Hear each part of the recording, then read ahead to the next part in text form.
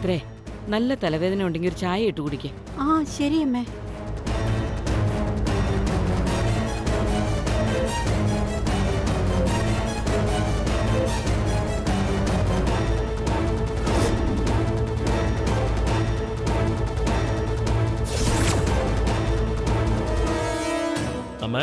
മഹേഷേ, പെട്ടെന്ന് പണം ഇങ്ങെടുക്ക്.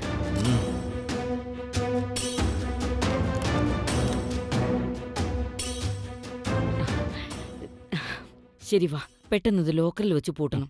വന്നേ.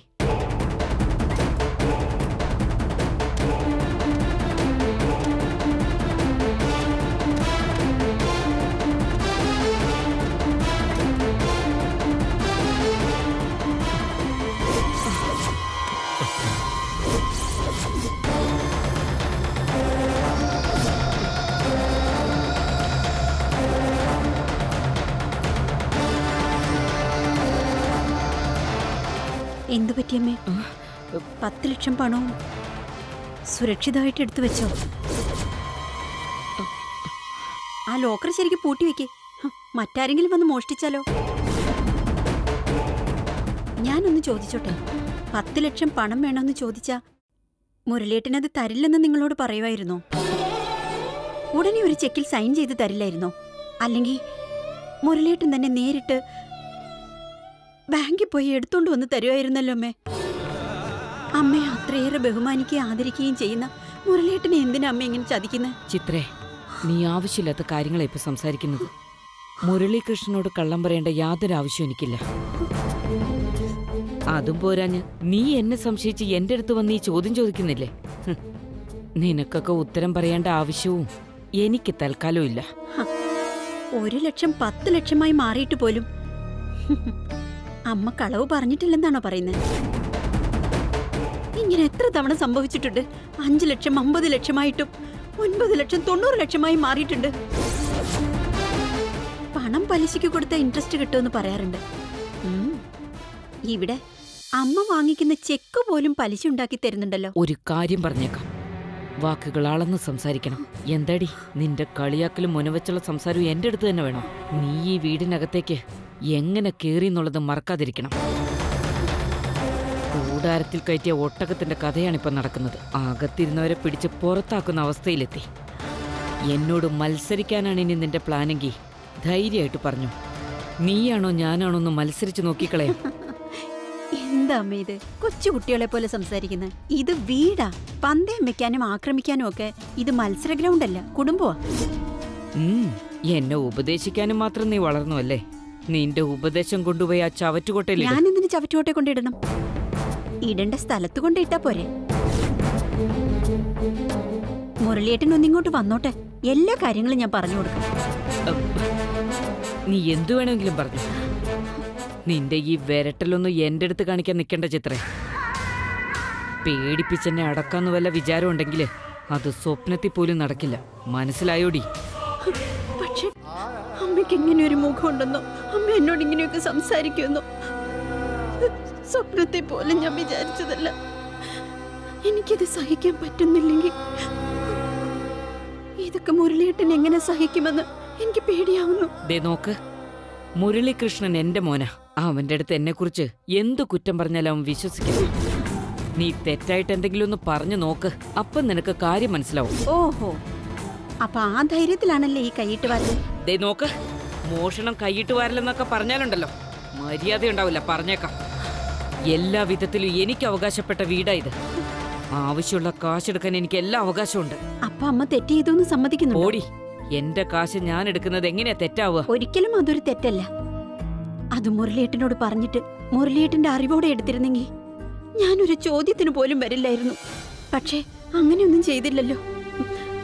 എന്തിനാടാ മഹേഷ് ഫില്ലപ്പ് ചെയ്യാത്ത ചെക്കിൽ സൈൻ വാങ്ങുന്നതെന്ന് ചോദിച്ച് മുരളിയേട്ടന്റെ മുമ്പിൽ ഒരു നാടകം കളിച്ച് ആളങ്ങോട്ട് പോയതും 10 ലക്ഷമായിട്ട് എടുക്കാൻ തീരുമാനിച്ചു. എന്തിനാ അമ്മ ഇങ്ങനെ ഒരു ചതിയും വഞ്ചനയും? വിചാരിക്കുമ്പോൾ തന്നെ അറപ്പ് തോന്നുക. തെറ്റ് ചെയ്തതും പോരാഞ്ഞിട്ട് അത് മറയ്ക്കാൻ അമ്മ എന്നെ തന്നെ കുറ്റം പറയുന്നില്ലേ അമ്മ?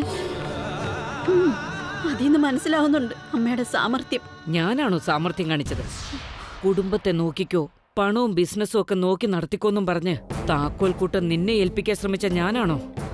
ഞാനാണോ സാമർത്ഥ്യക്കാരി? കാശും പണവും അന്തസ്സൊന്നും ഇല്ലാത്ത കുടുംബത്തിലെ പെണ്ണാണേലും കുഴപ്പമില്ല. നല്ലവളാണോ, മുരളിയുടെ മനസ്സ് മനസ്സിലാക്കുന്നവളാണോന്ന് മാത്രം ചിന്തിച്ച് നിന്നെ സെലക്ട് ചെയ്തില്ലേ? അതാണോടി സാമർത്ഥ്യം? ഇത്രയും നാളായിട്ട് നടന്ന എല്ലാ കാര്യങ്ങളും ഞാൻ നന്ദിയോടെ മാത്രമേ സ്മരിച്ചിട്ടുള്ളൂ. പക്ഷെ ആലോചിച്ച് നോക്കുമ്പോഴാണ് സത്യാവസ്ഥ മനസ്സിലാകുന്നത്. എനിക്കിപ്പോ എല്ലാം മനസ്സിലായി. എനിക്കറിയാം, ഇങ്ങനൊരു ചെക്കിന്റെ കാര്യത്തിൽ ഇത്രയും വലിയൊരു നാടകം നടത്തിയപ്പോ അതെത്ര വലിയ കാര്യമാണ്, അതിലെത്രമാത്രം പ്ലാനിങ്സ് നടത്തിയിട്ടുണ്ടാവുമെന്ന് ആർക്കറിയാൻ പറ്റും? വേണ്ട ചിത്രേ, നീ ഇനി ഒരു അക്ഷരം പോലും വാതുറന്ന് മിണ്ടാൻ പാടില്ല. ആദ്യം എന്റെ മുറിന്ന് പുറത്തു പോവാൻ നോക്ക്. മുരളീകൃഷ്ണൻ വരട്ടെ, ആരാണ് ഇവിടെ നാടകം കളിക്കുന്നതെന്ന് അപ്പ മനസ്സിലാവും. പോവും അമ്മേ. അതിനുശേഷം പണമൊക്കെ എടുത്ത് സൂക്ഷിച്ചു വെച്ചോണം. പക്ഷേ ഇന്നിക്കാര്യത്തിൽ രണ്ടിലൊന്ന് തീരുമാനിക്കാതെ ഞാൻ വിടാൻ പോകുന്നില്ല അമ്മേ. കാശും പണമൊക്കെ പോയതോ പോട്ടെന്ന് വെക്കാം. പക്ഷെ മുരളിയേട്ടനെ ചതിച്ചത് മാത്രമാണ് എനിക്കിപ്പോ തെറ്റായിട്ട് തോന്നുന്നത്. പക്ഷെ അതിന്റെ ഒരു കുറ്റബോധവും നിങ്ങൾക്കില്ല.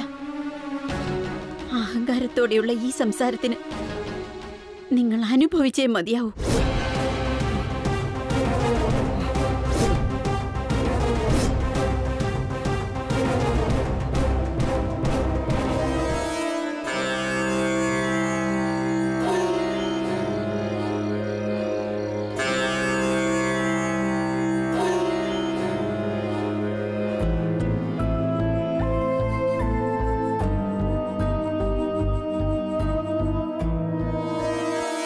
മുരളീകൃഷ്ണൻ എന്റെ മോന.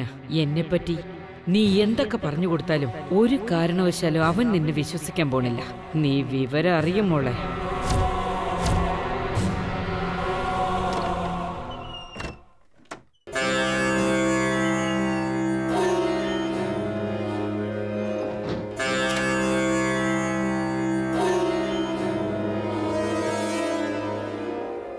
ഹേയ്,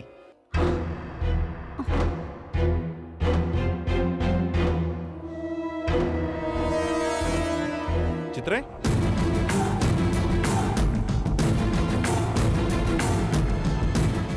ഹേയ് ചിത്രേ, എന്തു പറ്റി? ഞാൻ വന്നത് കണ്ടിട്ടും കാണാത്തതുപോലെ മുകളിലേക്ക് കയറി പോന്നെ. നിനക്കെന്നോട് ദേഷ്യമാണോ, അതോ ഇനി ഞാൻ ലേറ്റായിട്ട് വരുന്നത് കണ്ട് എന്റെ മോനാണോ എന്നോട് ദേഷ്യം? എന്റെ കുട്ടി എന്തു പറ്റി ചിത്രേ? ചുമ്മാ തമാശയ്ക്ക് പിണങ്ങിയതാന്നാ ഞാൻ വിചാരിച്ചേ. അപ്പൊ നിനക്ക് ശരിക്കും ദേഷ്യം? എന്തു പറ്റി? ചിറ്റ എന്തെങ്കിലും പറഞ്ഞോ? പറഞ്ഞിരുന്നെങ്കിൽ സാരമില്ലായിരുന്നു. അവർ ചെയ്തതാണ് എനിക്ക് ഇഷ്ടപ്പെടാതെ പോയത്. ചെയ്തതോ? എന്താ ചെയ്തേ? മുരളിയേട്ട, ചിറ്റ നിങ്ങളെ ചതിക്കുകയാണ്.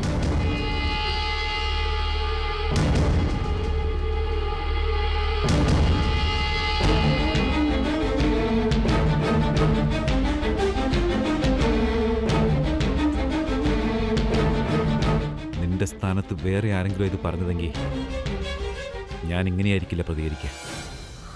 എന്തടിസ്ഥാനത്തിലാണ് നീ ചിറ്റയെപ്പറ്റി ഇങ്ങനെയൊക്കെ പറയുന്നേ? നിങ്ങളുടെ ചിറ്റയെപ്പറ്റി ആരെങ്കിലും വെറുമ്പാക്ക് പറഞ്ഞാൽ പോലും വഴക്കിന് പോകുന്നവളാണ് ഞാൻ. പക്ഷേ അവര് ചെയ്ത കാര്യങ്ങള് നേരിട്ട് കണ്ടതിന് ശേഷം എന്റെ പ്രതീക്ഷയൊക്കെ തകർന്നു പോയിരിക്കുക. ശരി, അവരെന്താ ചെയ്തെന്ന് പറ. അത് പിന്നെ ഒരു കാര്യം, നീ പറയാൻ പോകുന്ന കാര്യം സത്യമല്ലെന്നെങ്ങാനും ഞാൻ അറിഞ്ഞാൽ പിന്നെ ഞാൻ എന്താ ചെയ്യാന്ന് എനിക്കറിയില്ല. ചിലപ്പോൾ നിന്നോട് പെരുമാറുന്നത് പോലും വേറെ ആയിരിക്കും. അത് മനസ്സിൽ വെച്ചിട്ട് പറഞ്ഞാൽ മതി. എന്നാ പറഞ്ഞു. മഹേഷ് 1 ലക്ഷം രൂപ വിഡ്രോ ചെയ്യാൻ നിങ്ങളുടെ നിന്ന് ചെക്ക് മേടിച്ചില്ലേ? ആ ചെക്കിൽ 10 ലക്ഷം രൂപ എഴുതി അവർ വിഡ്രോ ചെയ്തിട്ടുണ്ട്. മുരളീട്ടൻ സൈൻ ചെയ്ത് കൊടുത്ത ഉടനെ 10 ലക്ഷം രൂപ എഴുതിക്കൊള്ളാനാ നിങ്ങളുടെ ചിറ്റ പറഞ്ഞത്. ഒരുപക്ഷെ ഇനി ഞാൻ തെറ്റിദ്ധരിച്ചതാണോന്ന് കരുതി മഹേഷ് വരുന്നത് വരെ ഞാൻ കാത്തിരുന്നു. അവൻ കൊണ്ടുവന്ന 10 ലക്ഷം പണവും ചിറ്റ തന്നെ വാങ്ങി അലമാരയിൽ അടുക്കിയത് ഞാൻ എൻ്റെ കണ്ണുകൊണ്ട് കണ്ടതാ. അമ്മയോട് ഞാൻ അതിനെപ്പറ്റി ചോദിച്ചപ്പോൾ അതിനുള്ള എല്ലാ അവകാശവും അവർക്കുണ്ടെന്നാ പറയുന്നത്. അമ്മയുടെ പ്രവൃത്തിയാണെങ്കിലും എന്നോട് സംസാരിച്ച രീതിയാണെങ്കിലും എനിക്കിതൊന്നും ഒട്ടും പിടിച്ചിട്ടില്ല. ഞാൻ ദേഷ്യപ്പെട്ടത് എന്തിനാണെന്ന് ഇപ്പം മനസ്സിലായോ? വരൂന്നേ, എന്തിനെങ്ങനെയൊക്കെ ചെയ്തെന്നൊന്ന് ചോദിച്ച്.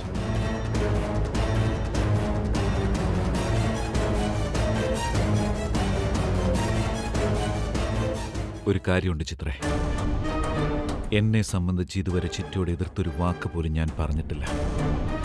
ഇപ്പൊ നീ ഈ പറയുന്ന കാര്യത്തിലും എനിക്കൊരു തരിമ്പ് പോലും വിശ്വാസമില്ല. ഇനിയിപ്പൊ ചിറ്റ ആ ചെക്കിൽ ഒരു 10 ലക്ഷം രൂപ എഴുതിക്കൊണ്ടു വന്നാലും ഞാൻ മറുത്തൊരക്ഷരം പറയാതെ അതിൽ ഒപ്പിടുമെന്നുള്ള കാര്യം ചിറ്റയ്ക്ക് നന്നായിട്ട് അറിയാലോ.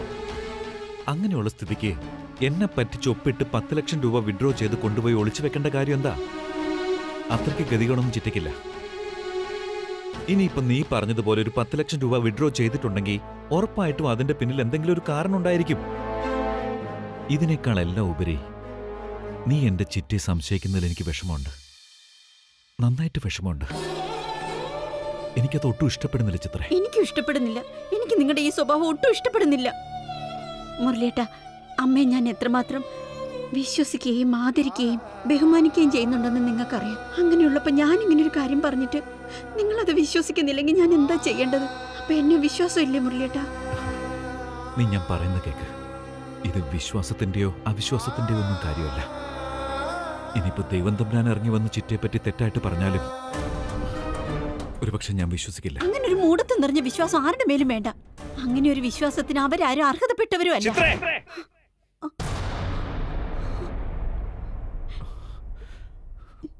വേണ്ട ചിത്രേ, ഇവിടെ നിർത്താം. ഇനി ചിറ്റയെപ്പറ്റി മോശമായിട്ട് എന്തെങ്കിലും നീ പറഞ്ഞ ഞാനത് ക്ഷമിച്ചൊന്നും വരില്ല. എന്താ നിർത്തിക്കളഞ്ഞത്? എന്റെ വയറ്റി വളരുന്ന കുഞ്ഞിനെ പറ്റി പോലും ചിന്തിക്കാതെ എന്നെ അടിക്കാൻ തുനിഞ്ഞെങ്കിൽ ഞാനിത് വെറുതെ വിടാൻ പോകുന്നില്ല. ഞാൻ തെറ്റ് ചെയ്തിട്ടില്ല. നിങ്ങളുടെ ചിറ്റ ചെയ്ത തെറ്റെന്താണെന്ന് തെളിയിച്ചാൽ ഞാൻ അടങ്ങും. നിങ്ങൾ എന്റെ കൂടെ വന്നേ. ചിത്രേ, ഞാൻ പറയുന്നത് കേൾക്ക് ചിത്രേ. ഞാൻ ദേഷ്യപ്പെട്ടൊരു വാക്ക് പറഞ്ഞാൽ പോലും ചിറ്റ അത് സഹിക്കില്ല. അങ്ങനെയുള്ളപ്പോ ചിറ്റയെ ഞാൻ സംശയിക്കുന്നു അവരറിഞ്ഞ പിന്നെ ചിറ്റ അതോടെ തകർന്നു പോകും. അപ്പോ താലി കെട്ടിയ ഭാര്യയ്ക്ക് എന്ത് സംഭവിച്ചാലും കുഴപ്പമില്ല, നിങ്ങൾക്ക് നിങ്ങളുടെ ചിറ്റയാണ് പ്രധാനം. അങ്ങനെയാണോ മുരളിയേട്ടാ? അങ്ങനെയാണ് ചിത്രേ. അതെ, എനിക്കെന്റെ ചിറ്റ തന്നെ പ്രധാനം.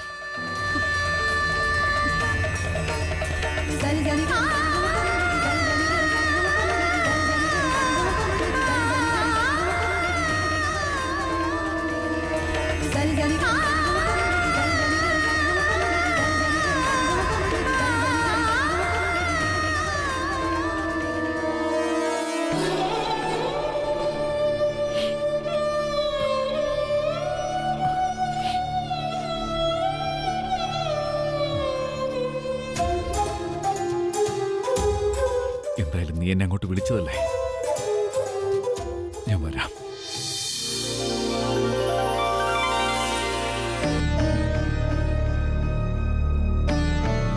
എന്റെ ചിറ്റയ്ക്ക് എന്തിനാ ഞാനിങ്ങനെ പ്രാധാന്യം കൊടുക്കുന്നതെന്ന് ഇപ്പൊ താഴെ നടക്കാൻ പോകുന്ന കാര്യം കാണുമ്പോൾ നിനക്ക് മനസ്സിലാവും. അതിനുശേഷമെങ്കിലും നീ ചിറ്റയെ മനസ്സിലാക്കാൻ ശ്രമിക്കും. വാ.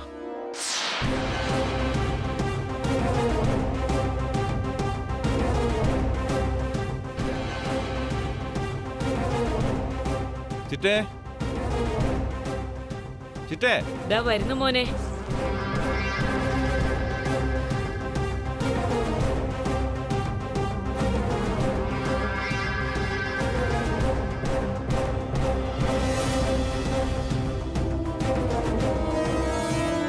ചിറ്റേ, ഇവൾക്ക് എന്തോ ഒരു സംശയം.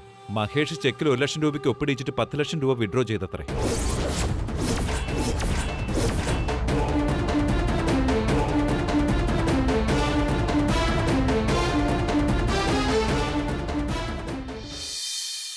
അവള് പറഞ്ഞ വാക്കും വിശ്വസിച്ച് 10 ലക്ഷം രൂപയ്ക്ക് ഞാൻ ചെക്ക് എഴുതിയെടുത്തുന്ന് നീ എന്നെ ചോദ്യം ചെയ്യുവാണോ? അതോ സംഭവിച്ചതെന്താണെന്ന് അറിയാനുള്ള ആഗ്രഹം കൊണ്ട് ചോദിച്ചതാണോ? എന്താ ചിറ്റ ഇത്? ചിറ്റ എന്തിനാ എന്നോട് ഇങ്ങനെയൊക്കെ ചോദിക്കുന്നേ? ഞാൻ ഇങ്ങനെ എന്തെങ്കിലും ചിറ്റയോട് ചോദിച്ചിട്ടുണ്ടോ? നമ്മൾ തമ്മിലുള്ള ബന്ധത്തെക്കുറിച്ച് ഇവൾക്കറിയില്ലല്ലോ. ഞാൻ ഇന്ന് വരെ 5 പൈസ ഇവിടുന്ന് കൈനീട്ടി വാങ്ങിയിട്ടുണ്ടോ? എന്തിനധികം എന്റെ പേഴ്സ് പോലും ചിറ്റയുടെ കയ്യിലല്ലേ. എനിക്കിന്നത് വേണമെന്ന് ഞാൻ ഇതുവരെ പറഞ്ഞിട്ട് പോലുമില്ല. എന്റെ മുഖത്ത് നോക്കി ചിറ്റ അത് മനസ്സിലാക്കി എനിക്ക് വാങ്ങിച്ചു തരാറേ ഉള്ളൂ. ഇപ്പൊ ഞാനിത് ചോദിച്ചതും എന്താ ശരിക്കും സംഭവിച്ചതെന്നും എനിക്ക് മനസ്സിലാക്കാൻ വേണ്ടിയല്ല, ചിറ്റ ആരാണെന്നുള്ളത് എന്റെ ഭാര്യ ഒന്ന് മനസ്സിലാക്കാൻ വേണ്ടിയാ.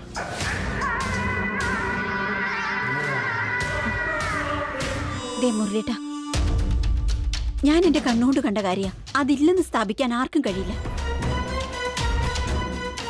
എനിക്കൊരൊറ്റ ചോദ്യമേ ഉള്ളൂ. എന്തിനാ മുരളിയേട്ടനോട് ഒരു എമൗണ്ട് പറഞ്ഞിട്ട് ചെക്കിൽ മറ്റൊരു എമൗണ്ട് അവർ ഫില്ല് ചെയ്തെടുത്തത്? ആ കാശ് മേടിച്ച് അമ്മ അത് അലമാരയിൽ അടുക്കി വെക്കുന്നത് ഞാൻ എന്റെ കണ്ണുകൊണ്ട് കണ്ടതാ. അത് ഞാൻ പറഞ്ഞ നുണയല്ലല്ലോ. നീ പറയുന്നതൊക്കെ നുണയാണ്. നീ പറയുന്നതൊക്കെ നുണയാ മോളെ. എന്റെ റൂമിലെ അലമാരിയിൽ മാത്രമല്ല, നമ്മുടെ ഈ വീട് മുഴുവൻ അരിച്ചു പെറുക്കിയാലും 10 ലക്ഷം രൂപ എടുക്കാനുണ്ടാവില്ല. ഉണ്ടാവില്ല എന്നുള്ളത് എനിക്ക് നേരത്തെ അറിയായിരുന്നു. ഞാൻ നേരിട്ട് കണ്ട അടുത്ത മാത്രയിൽ അതിനിവിടുന്ന് സ്ഥലം മാറ്റം സംഭവിച്ചിട്ടുണ്ടാവും. സത്യാണ് മുരളികൃഷ്ണ. അവള് പറഞ്ഞതുപോലെ കാശ് സ്ഥലം മാറ്റിയതല്ല, ആ കാശിപ്പ് സ്ഥലമായിട്ട് മാറിയിരിക്കുക. മഹേഷേ, നീ അതിങ്ങോട്ട് എടുത്തോണ്ട് വന്നേ. ശരി.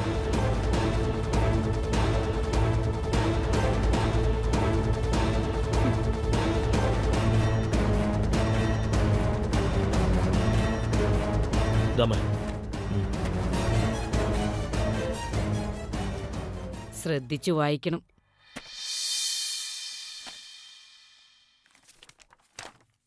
ഒരു ലക്ഷം രൂപ ജനനിയുടെ ഫീസ് അടച്ചതാ. ബാക്കിയുള്ളതിൽ മുരളിക്ക് വാങ്ങിക്കാൻ പോകുന്ന സ്ഥലത്തിന് 9 ലക്ഷം രൂപ അഡ്വാൻസ് കൊടുത്തിട്ടുണ്ട്. അതിന്റെ എഗ്രിമെന്റ് പേപ്പറായിരുന്നു.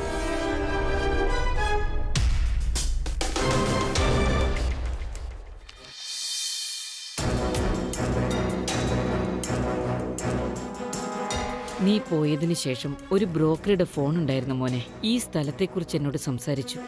ഉടനെ അഡ്വാൻസ് കൊടുക്കുവാണെങ്കിൽ പാർട്ടി സ്ഥലം വിൽക്കാൻ റെഡിയാണെന്ന് പറഞ്ഞു. നല്ല സ്ഥല. പിന്നെ ആലോചിക്കാൻ നിന്നില്ല. അത് വിട്ടുകളയുന്നത് ശരിയല്ലാന്ന് തോന്നി. അതാ വാങ്ങിയത്.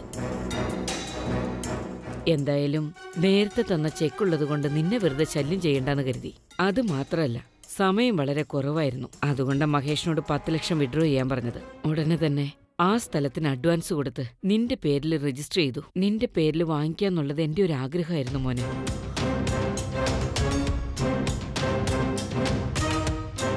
ഇങ്ങനെ ഒരു സ്ഥലം മാത്രമല്ല മോനെ, ഇതുപോലെ പെട്ടെന്നുള്ള തീരുമാനം കൊണ്ട് പലപ്പോഴും പല സ്ഥലങ്ങളും വാങ്ങിച്ചു കൂട്ടിയിട്ടുണ്ട്. ഒടുവിൽ ഇതിനൊക്കെ വന്നു കയറിയ ഒരുത്തിയോട് വിശദീകരണം കൊടുക്കണമല്ലോ എന്ന് ഓർക്കുമ്പോഴാ, ഇതിങ്ങനെ തുടരുകയാണെങ്കിൽ നമുക്കിപ്പൊ തന്നെ എല്ലാം അവസാനിപ്പിക്കുന്നതായിരിക്കും നല്ലത്. എന്താ ഇങ്ങനെയൊക്കെ പറയുന്നേ? ചിറ്റി തോർത്ത് വിഷമിക്കണ്ട. ചിറ്റയെ തെറ്റിദ്ധരിച്ചല്ലോ എന്നോർത്ത് ഇപ്പൊ അവളല്ലേ വിഷമിക്കണ്ടേ?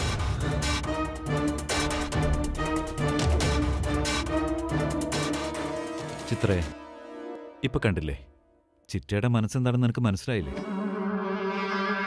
ചിറ്റി തോർത്ത് വിഷമിക്കണ്ട. ചിറ്റയെ തെറ്റിദ്ധരിച്ചല്ലോ എന്നോർത്ത് ഇപ്പൊ അവളല്ലേ വിഷമിക്കണ്ടേ?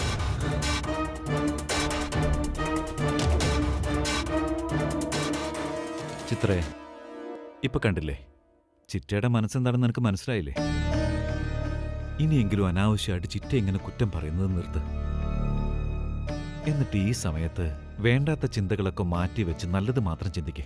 ആവശ്യമില്ലാത്ത കാര്യത്തിൽ നീ എന്തിനാ വെറുതെ ഇടപെടുന്നേ? നോക്ക് ചിത്രേ, ഇനി ചിറ്റയുടെ കുറ്റം എന്നോട് പറയുന്നത് ഇതോടെ നീ നിർത്തിക്കോണം. ഇനി ആവർത്തിക്കരുത്.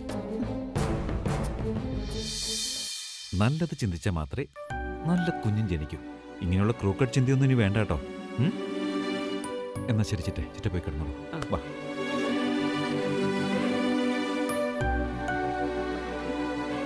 മുരളിയേട്ടാ,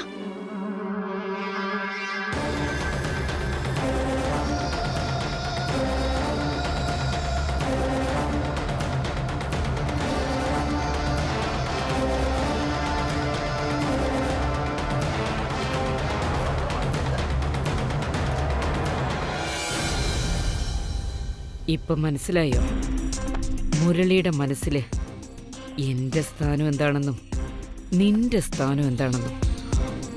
ഇത് മനസ്സിലാക്കിയിട്ടെങ്കിലും അതിനനുസരിച്ച് നടക്കാൻ ശ്രമിക്കേ. അനാവശ്യമായിട്ട് സംസാരിക്കാൻ വരരുത്. പറഞ്ഞു കേട്ടിട്ടില്ലേ, കണ്ണുകൊണ്ട് കാണുന്നതും തെറ്റ്, കാതുകൊണ്ട് കേൾക്കുന്നതും തെറ്റ്. നല്ലോണം വിചാരണ ചെയ്തിട്ട് എല്ലാ കാര്യങ്ങളും വിശ്വസിക്കാൻ പാടുള്ളൂ. പക്ഷെ മുരളിയെ സംബന്ധിച്ചിടത്തോളം വിചാരണ നടത്തുന്നതും തെറ്റാണ്. ഈ ചിറ്റ പറയുന്നത് മാത്രമാണ് അവന് വേദവാക്യം. മനസ്സിലാവുന്നുണ്ടോടി? എനിക്കെതിരായിട്ട് ഈ വീട്ടില് നിന്നെ കൊണ്ടൊരു ചെങ്കല്ല് പോലും എടുത്ത് മാറ്റിവെക്കാനാവില്ല. ഒന്ന് പോടി, പോയി പണി നോക്ക്.